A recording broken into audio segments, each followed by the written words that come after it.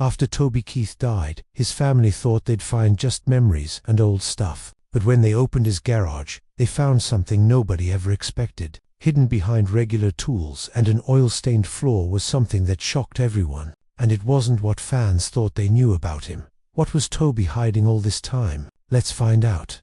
When Toby Keith died on February 5, 2024, it was a really sad day for country music fans. He was only 62 years old when he passed away. He left behind not just his amazing career, but also a huge hole in the hearts of his family, fans, and other musicians. He died peacefully at home with his loving family around him after fighting stomach cancer for 2 long years. Everyone admired how strong he was during his illness. He was always honest about his health problems, while still inspiring people through his music and public appearances. The fight wasn't easy at all. Doctors found the cancer in fall 2021, and Toby went through chemotherapy, surgery, and radiation treatments. Even though the treatments were really hard, he stayed strong. He often updated his fans to let them know he was still fighting. He even came back to perform on stage in 2023 for some special shows, proving how tough he was and how much he loved performing. People who knew him well said his determination was incredible.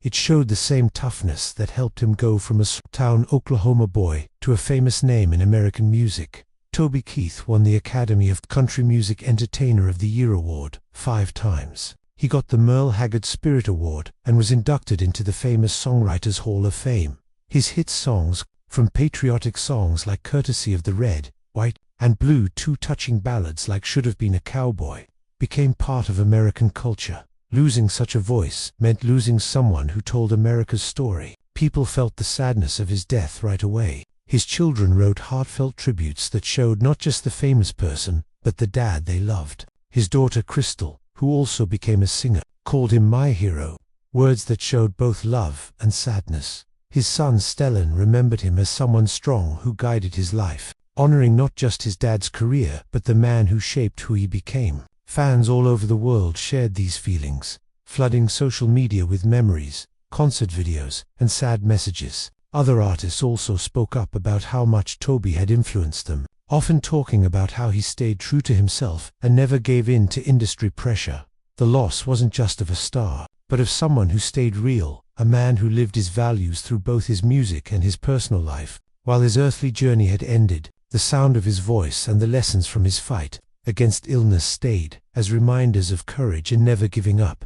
But even with all the sadness, questions remained. What was life like behind the scenes in his private space? Away from the spotlight, Toby Keith's home and garage held stories of his passions, his memories, and maybe even secrets nobody knew about. And it was there, after his death, that the world would discover another side of him. In the early 2000s, when Toby Keith's music career was reaching new heights, he made a choice that showed both his success and where he came from. He bought a 160-acre property near Norman, Oklahoma, and named it Dreamwalking Farms after one of his favorite albums. The property wasn't chosen just to show off. It was a place where he could keep his family grounded and build a space that felt like home, not just a trophy from being famous. The main house was almost 9,000 square feet and was designed for comfort, not for showing off. It had open living areas where family could hang out, a theater for quiet nights, and a kitchen that quickly became the heart of the home.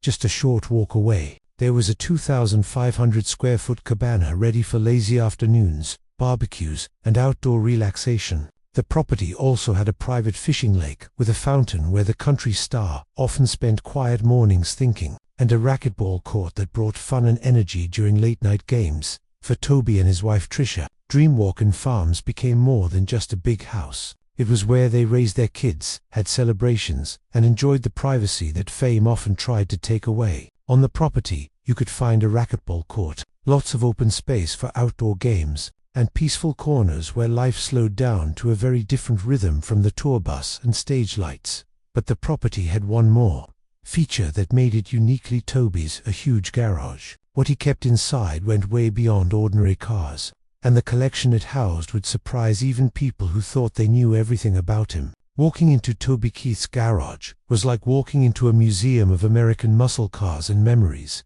Every corner had not just horsepower, but history. Each car was carefully chosen to show a man whose songs and life celebrated toughness, freedom, and where he came from. Among the shining machines was a 1969 Mach 1 Ford Mustang, one of the most loved models of its time. With its long hood, fastback design, and growling V8 engine, it was pure power and performance, painted in bold colors and lined with aggressive striping.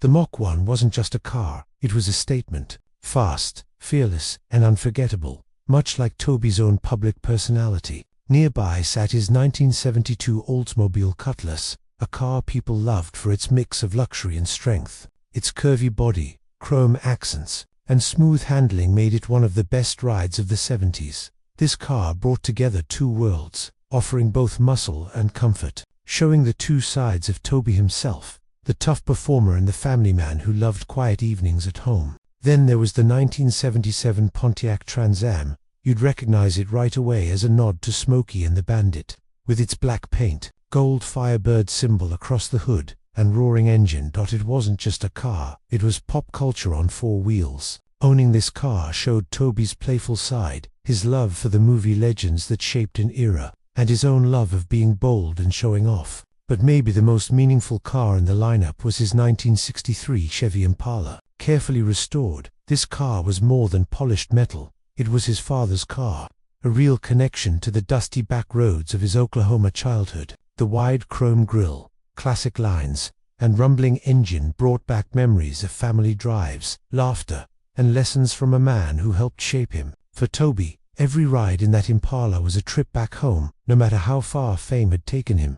Each car in the garage spoke in its own voice. The Mustang roared ambition, the Cutlass hummed balance, the Trans Am shouted nostalgia, and the Impala whispered legacy. Together, they formed a chorus of Toby's life, lined up on polished concrete floors under the glow of overhead lights. For Toby, cars were never just machines. They were keepers of memories, carrying stories of oilfield dreams, the thrill of open highways, and the simple joy of working on engines with greasy hands. He didn't just collect them, he lived through them, letting their engines echo his own journey through music, family, and fame. Just like these cars told pieces of his story, so did his life's journey. From a small-town dreamer to one of country music's biggest stars, a road filled with grit, struggle, love, and triumph, waiting to be explored. Toby Keith was born on July 8, 1961, in Clinton, Oklahoma, and grew up in nearby Moore. His roots were based in hard work and small-town toughness. As a teenager, he worked with his father in the oil fields, getting up before dawn to work long shifts that taught him discipline and endurance. But even while working, his heart pulled him toward music. Nights were spent playing in smoky local bars with his band, the Easy Money Band. These two experiences, working in oil during the day and chasing songs at night, shaped his toughness and his dream of becoming more than just another oilfield worker. When the oil industry crashed, Keith had to make a choice. With the oil fields quiet, he tried semi-professional football, joining the Oklahoma City Drillers. Football gave him teamwork and toughness, but his passion stayed with music. Eventually, he went back to it with more focus, determined to write songs that told stories of ordinary life, love, and struggle. He often said he was chasing a songbook, not just a paycheck, and this drive carried him into the early 90s, when he finally got his big break. In 1993, Keith's world changed forever. His first single, Should Have Been a Cowboy, shot to the top of the charts, starting a career that would last decades. The song became an anthem and made him famous almost overnight.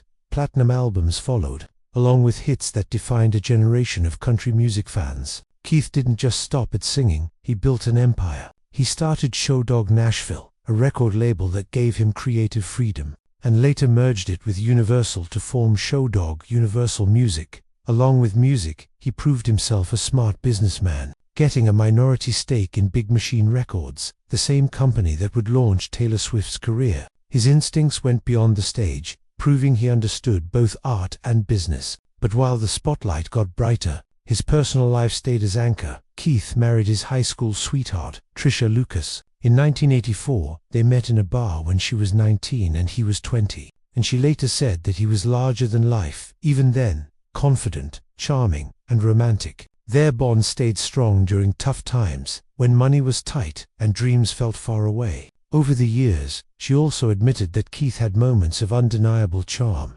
adding, Most people think he is just the most romantic person on the planet. Together, they built a family, raising 3 children.